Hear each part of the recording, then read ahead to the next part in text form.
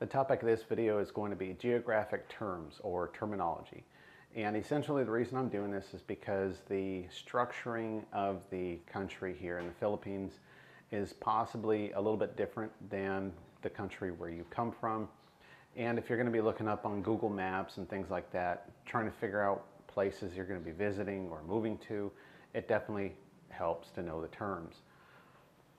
So when you start off, you're at the national level, and it's officially the Republic of the Philippines. A lot of people refer to it as the PI or Philippine Islands, but that's at the national level.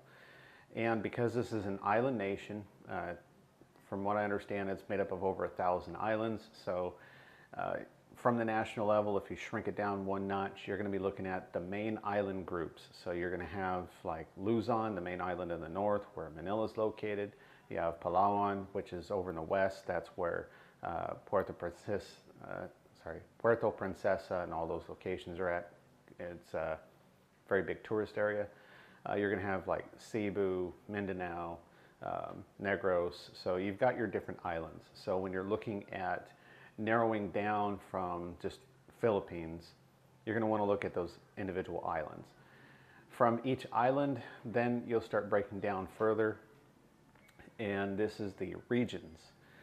So first off, regions are something you are probably not going to need to know anything about until after you've already been moving here, because from my experience, the only time a region ever comes up is like during the quarantine.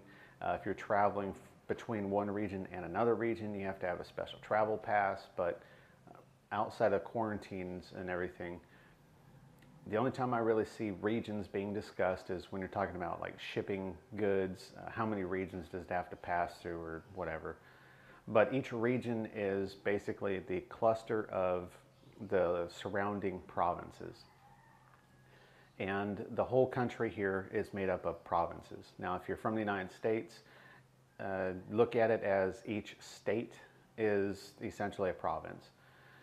And then within each province, you're going to have all your little cities and towns and villages. But also each province is broken down into tons of little what's called a barangay. You can look at the barangay as sort of the suburban, it's your neighborhood, your subdivision, your gated community, whatever. Each of these barangay is controlled by what's called an LGU, a local government unit. So they've got their own little, like a barangay hall, it's kind of like a town hall. And, you know, they do a lot of things. That's where you're going to register your residency and all that kind of stuff. Again, the barangay is not something you are going to be worried about when you're looking to travel here, when you are initially moving here. Once you actually are here and you're looking for a place to live, the barangay is going to be a little bit more important, because your home, obviously, it's going to be located within certain barangays.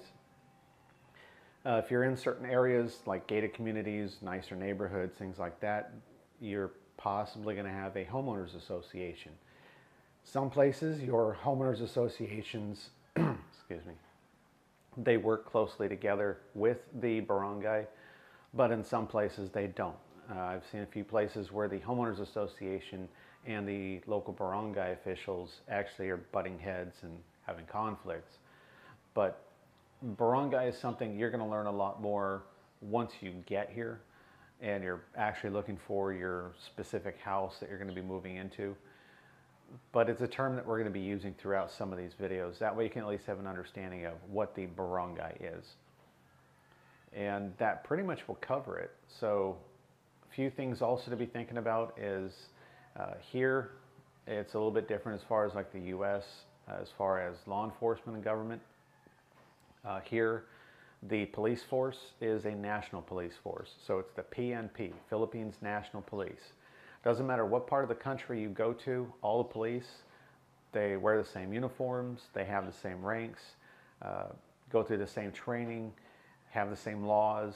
So they're basically all national level. They're all the same police. Back in the States, you've got your state police, you have city police, county sheriffs, you know, it's a bunch of different levels and a lot of issues can arise from that, but here they're all just the same. You're also going to find, like, in certain areas you'll have traffic enforcers. They are not the police, they're just that, traffic enforcers. They can write you moving violations, tickets, but they're not going to be busting you for drug possession or anything like that. That's outside the scope of their job.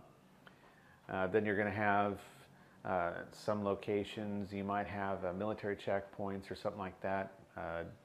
Depends on the situation. Like if there's quarantines for COVID, or if they're having evacuations due to severe weather, storms, earthquakes, volcanoes, whatever. But that'll pretty much cover all the geographic terminology. If anybody has any questions or anything, go ahead and let me know, but it's very simple. When you are looking at a map, like on Google Maps, if you zoom in far enough, some areas you will actually see a barangay name listed. It might be an actual name, like Tayuman or something like that, or it could be like a number. It'll say like your barangay is block 32, or your barangay is barangay 12. It just depends on where you're at. But if you zoom in enough, some areas they will have the separate barangays broken down. So if you're looking real close level on Google Maps and you're wondering what these different names are, those aren't cities, those are the barangays. If you zoom out a little bit, then you'll actually see your cities. But that pretty much covers it. Thanks.